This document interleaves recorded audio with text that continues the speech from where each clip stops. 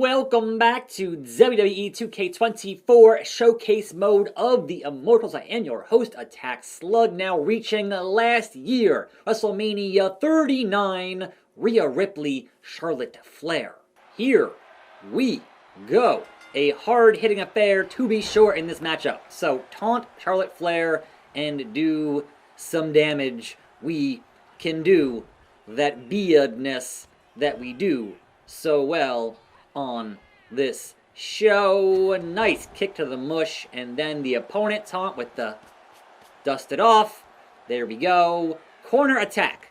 Not in, just, alright, in the corner. Doesn't matter where. In the corner, but no. The hammer throw, sort of, kind of, and then all the way to the outside is not what you want, but that is what it is, and we do what we need to do in this matchup. So get up, Charlotte, because we're going to the corner for this corner attack. You can't avoid it any longer. Square. There it is. Now then, otherwise, just more damage? Okay, sure. A light corner attack in the southwest. So not over here, Charlotte. Instead, we're going southwest. Alright, and then square and cutscene. Rhea Ripley wanted to prove that a new generation was ready to take over the throne that the Queen had occupied. But that's easier said than done against Charlotte Flair.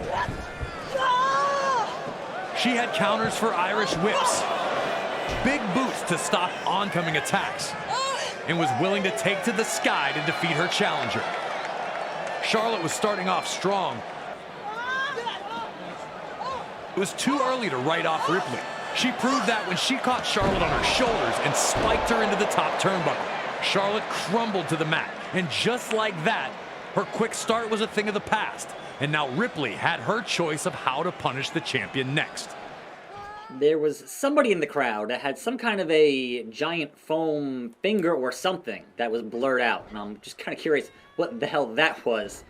But hey, don't let up. We need a grounded attack on the ground. Square. Complete.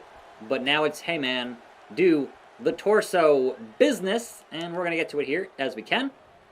With that torso, yes. So that was very effective. Let's do it again to get that meter all the way full, which it is now. And the opponent taunt on, oh, she reversed it. Okay, look. I was looking at the screen there, not the thing, but I was looking at the text there and not at the Queen. My bad. That's on me. That's on me. The power of Rhea. Good Lord. All right, now, and she pops right up. I can't even get the taunt off because, again, she's going to use that meter to thoroughly frustrate me and then taunt me from the corner because, woo, that's what Charlotte Flair would do. I get it. I'm not wasting my meter on instant recovery at this point. Opponent taunt. Does that count or does that not count? That counts. Okay. Running away. German suplex. So, re-enter the ring. Charlotte Flair. Re-enter the ring and get you a German suplex. There it is. Now then, a finisher, which I don't have. I have Sig, though, so that's... get there. Didn't get there. Where's the triangle there? Where was the triangle there? Bruh. I'm not stunned. There should have been a triangle there. You can't not give me the triangle to reverse. You garbage. Bro, I hit that. Alright, so first time I missed. Second and third, I definitely hit triangle there, and it didn't do what it needed to do. And now I'm stunned. So now I got no options at all. But again, not wasting my meter on that. Or my resiliency on that. Charlotte Flair. Oh my god. Why did I hit the button and it didn't do anything? Here we go. On the shoulders of Mommy. And there's the front flapjack deal there. Which means it's time for some Riptide. Rhea had continued to put her brutality on display, ready to finish Charlotte surprisingly early. The Queen surprised Rhea with enough fight left in her to counter with an emphatic DDT. The cover may have only gotten a 2 count, but Charlotte Flair had reset the tempo and was now firmly in the driver's seat. And her hair is freaking out. because 2K. In any event, what is next? Grab combo. Okay, I can perhaps do that. If I reverse the move here, and she reverses the move there, and do the hokey pokey, and whatever else. Nah, we're doing the hokey pokey, Charlotte. I don't know. Turn yourself around. Woo! Into the corner. Back elbow. Means you in the ring, Charlotte Flair. Like, not in the corner. In the center for a grab combo. Charlotte. Was that a grab? I don't know. Yes. Yes, it was. Okay, so. Massive, heavy attack. Cutscene. Rhea started hitting Charlotte with some big, big shots. And even then, when it looked like Charlotte was rocked, she once again used her experience to find a counter. These were the moves of a seasoned veteran, stifling her aggressive challenger at every turn. The champ took a minute to compose herself before popping back to her feet, showing that despite the damage thus far, she was just fine, thank you. Charlotte was in her element, staring at the crowd filled with her loyal subjects. But with Ripley down, she had to act fast. As she has so many times, Charlotte looked to perform her spectacular moonsault. Ripley saw it coming and pulled out one of the most devastating moves of the entire match. A super German suplex that turned Charlotte inside out.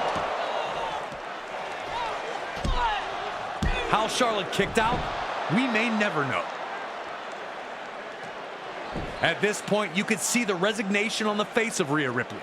If that super German suplex wasn't going to put Charlotte away, what was? But you can't give up in moments like these. This is where Rhea was going to show us exactly what she was made of. Next up, we have a hair grab. Because we can. There it is. But staying on that brutal offense, and again, with the opponent's on. And rubbing the dirt off the shoes this time. Complete. What's on the ropes for the rope grapple? As we stay on offense for more brutality, if you will. And then, sure, get reversed, because that's about right in terms of what's going to happen with Rhea Bloody Ripley. And again, not going to waste meter if I'm going to need it later for a different bit of beardness. But continue the brutal offense. If. There. Come on. There. Needed to just right into it. Alright, so. Front light attack. Square. A rare double knockout brought the action to a halt, as these two were proving to be more evenly matched than initially anticipated. But it was Charlotte who appeared to be the fresher competitor, getting to her feet first. And then nearly taking Rhea's head off with a huge running boot to the face. Ripley was now struggling to keep up with Charlotte, who saw the chance to connect with something big. Knowing what was coming, the fans grew louder while Charlotte ascended to the top turnbuckle.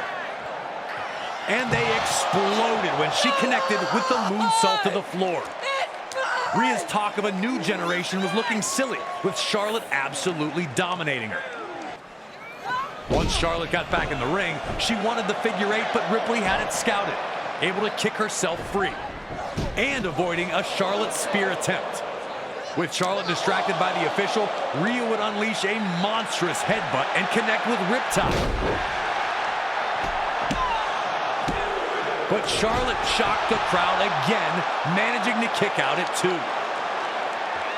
Rhea Ripley looked lost for the first time in the contest. Was Charlotte's refusal to just stay down starting to affect Rhea's confidence? But now wasn't the time to panic. That's what Charlotte Flair wanted from Ripley. That's what makes Charlotte Flair so great, so dangerous. Her ability to just survive will have you questioning everything you once believed. Grounded opponent, Boston Crab, single leg. Rock it in deep. And let it go. Alright, so a heavy attack in the ring. Sure, if I can not get my usual drop down, leapfrog cutscene. Rhea and Charlotte both wore the effects of the battle on their faces and both refused to stop fighting. Rhea needed this redemption. Charlotte needed to prove she was still the top woman in WWE. But it was Rhea who went down first, and Charlotte was ready, again looking for her world-renowned figure eight. Before Charlotte could bridge up though, Ripley, as she'd done the entire match, avoided being locked in the hole, this time grabbing the ropes to force the break. Ripley's growth was obvious. She'd tapped out to the figure eight before, but tonight was ready to counter it at every single opportunity. And now it was Charlotte Flair who looked lost in there. For the first time, it was the veteran displaying a bit of panic, much like Ripley had earlier in the battle. But Charlotte knew not to let that panic set in and went right back to work. Whatever it was going to take to defeat Ripley, Charlotte would figure it out. And it was in this moment that Ripley refused to go quietly, elbowing herself free. Then slamming Charlotte's face into the ring post. I remember seeing Charlotte just stop moving, and now it started to feel like this epic contest was about to reach its end. It almost seemed like a foregone conclusion, which is what Rhea Ripley had insisted it was the whole time, as she cradled Charlotte and absolutely folded her in half with a monumental riptide off the second rope. All that was left was to count to 3 and crown Rhea Ripley the new SmackDown Women's Champion. The emotion on Ripley's face as she put the demons of 3 years prior to rest showed just how badly she wanted it. If it's not the greatest women's match at WrestleMania, it's easily in the top 3. Charlotte appeared both disappointed, yet almost excited for new challenges. Maybe she was just accepting having come up short against a better superstar and losing fair and square. Judgment Day had indeed arrived for the Queen, and now Mommy was leaving with the SmackDown Women's Gold. Unlocked Charlotte and Rhea, which means we've reached just about the end, I would think, of this showcase, considering this is last year, and we have... Wait, hold on. They're doing... 1, 2, and 3, which is Cody and... I didn't think they would do 3. Alright, sure. So, we have Bianca and Asuka, then we have Cody and Roman, and then we're done? I don't know. But I'll see you here. I'll see you next time. I'm Attack Slug for more videos, and I'm out.